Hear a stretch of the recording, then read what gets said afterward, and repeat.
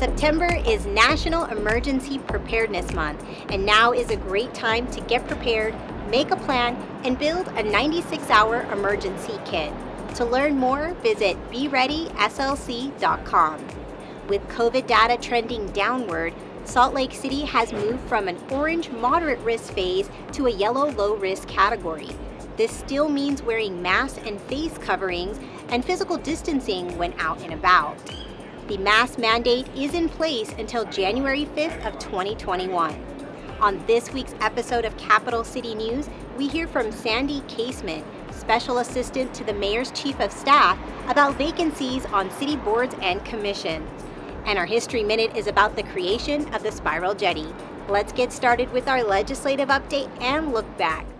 At its September 1st meeting, the City Council received an update from the Mayor on the local states of emergency and proposed handling of COVID-19 during the winter months.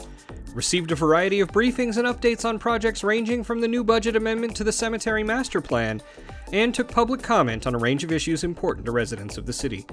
To learn more, visit slc.gov/council. Say hello to the new SLC Airport. An unveiling ceremony was held with public officials, key stakeholders, and project representatives who shared remarks and placed a few unique items into a time capsule to remember 2020 by. This airport will play an integral role as Salt Lake City continues to grow and businesses expand here. It'll be an economic engine for our entire state and our region, and it's going to add a memorable location and a hub for our visitors and our families and transplants alike. The new and improved Salt Lake City International Airport features breathtaking views to reflect Utah's natural landscape, local art to enhance a sense of place, and is LEED Gold certified, meaning it's seismically safe, more environmentally friendly, and cost-effective. Not a single taxpayer dollar was spent on this project. The new SLC Airport is on time, on budget, and cleared for takeoff on September 15th. To learn more and take a peek inside, visit slcairport.com/thenewslc. Mayor Mendenhall announced plans to address COVID-19 this winter in Salt Lake City. With 6 months into the pandemic, the mayor outlined 5 key areas and action items to address the challenges COVID-19 will create this winter, including health, education and childcare, economic support, housing stability and homeless services, and operations and services from the city. We also want to make it easier for all Salt Lake City residents to access city services this winter. We will continue to adapt to meet your needs, from appropriate levels of public interaction in city buildings to providing better multilingual access for every city service, to better ways of being civically engaged and interacting with elected officials. To learn more about COVID-19 safety and resources in Salt Lake City, visit slc.gov. The new and improved Artesian Well Park, located in Central City, is now open to the public. We're so fortunate. I think when you go around the country and visit other cities, what stands out about Salt Lake City is our unique neighborhoods and pocket places like this that embody the character of our history and of the unique people who live in Salt Lake City. This park is now a gem in the Central City neighborhood, and much thanks to the tenacity of Central City and its residents for making this happen.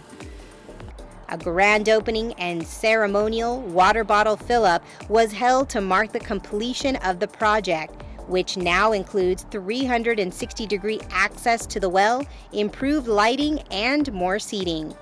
Most importantly, upgrades to the well now accommodate larger containers for the public to collect and enjoy natural high-mineral drinking water. Help improve Salt Lake City. Share your perspective and influence policy. The city now has vacancies on its boards and commissions. From police civilian review to housing, parks, and human rights, there are over 30 openings. Sandy Casement, Special Assistant to the Mayor's Chief of Staff, shares details. So boards and commissions, they're very important. They really are the front lines of civic participation.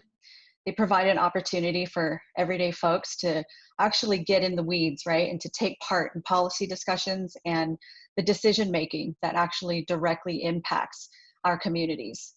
Salt Lake City currently has over 200 citizen volunteers appointed across 28 different boards and commissions. And these boards and commissions work on a variety of issues. And these range from advising bicycle lanes to mosquito abatement. They do a lot. What does a resident do on these boards? So first and foremost, board members, they represent the communities they live in. For instance, many of our boards, they require at least one person per city council district because, we want to make sure that there's a fair representation across the entire city. And the board member is expected to make decisions based on the district they represent. A board member's most important role really is to act as that direct communication channel between elected officials and the community. Now, more specifically, many of our boards, they play a supervisory role, meaning, they don't have official governing powers, but they do carry out critical responsibilities such as reviewing ordinances and policies, approving budgets, adopting operational plans, and preparing recommendations on specific policy issues that are then given to the mayor and city council to consider.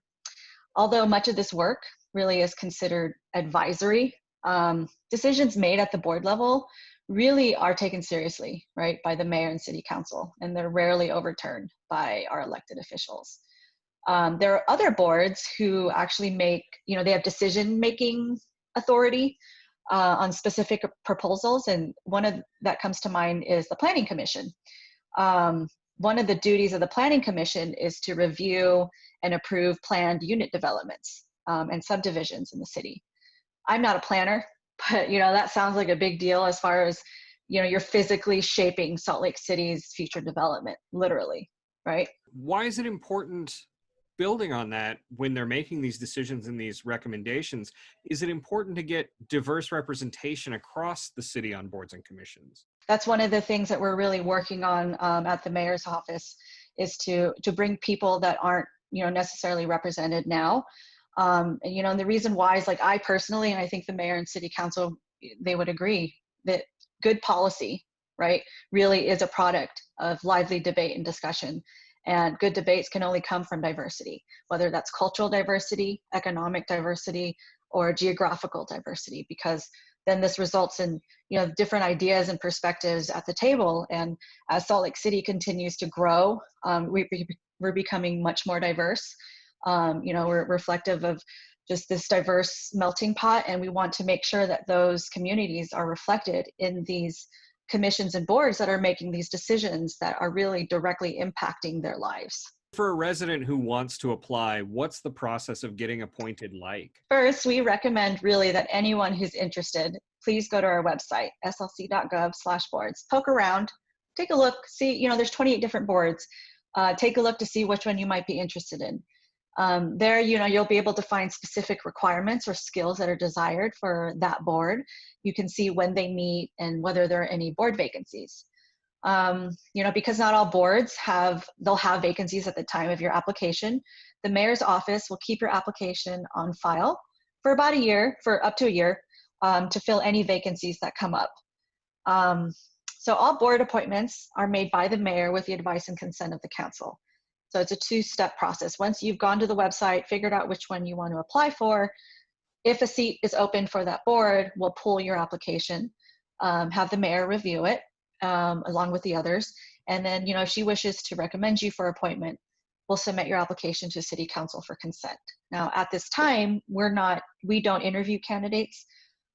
We're thinking of maybe possibly, including that in the process, but right now we're not. But we may reach out to clarify some parts of your application and your resume. So now we've appointed you to council. Council has your application, and they do their little own, review of the actual of your application. Then they decide if they want to interview you, and when they do, they'll reach out to you. Pre-COVID, this meant actually attending a council work session in person, and all council members will ask you questions about your experience and why you're qualified. And then that evening is when the formal vote takes place, and that's when they'll vote on your appointment. But right now, we're in COVID, everything's done virtually. So once council votes and approves, you're officially a board member, and then the fun begins. For people who want to step up and apply to volunteer, where do they do that? So I would go to our website, slc.gov/board. And then there's information on every single board on there. And then there's actually a button that says apply. So I would go there, apply, submit your resume, and then we'll be in touch. And now it's time for History Minute.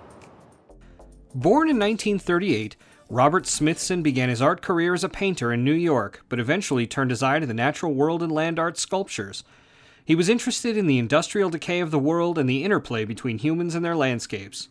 His most well-known and important work would find a home on the shores of the Great Salt Lake. As he sought a site for his permanent work of art in the earth, he became attracted to a spot on the north side of the lake at Roselle Point. The blood-red color of the water reminded him of the primordial sea, and it was near an old oil rig. He went to work, hiring a contractor to move the 1,500-foot-long spiral that juts from the shore of the lake. It's built of mud, salt crystals, and basalt rocks. Work took place entirely in April of 1970. Soon, Spiral Jetty, as it was called, was submerged underwater and wasn't seen for many years. Over the last 2 decades, though, drought and the declining level of the lake have exposed it, making it a popular landmark for visitors. Thanks for watching this episode of Capital City News. If you're looking for ways to give back during these challenging times, especially to those who have been heavily impacted by COVID-19, check out the Raise Up SLC fundraiser. For details, visit the URL on screen. That's it for this episode. For SLC TV, I'm Poonam Kumar.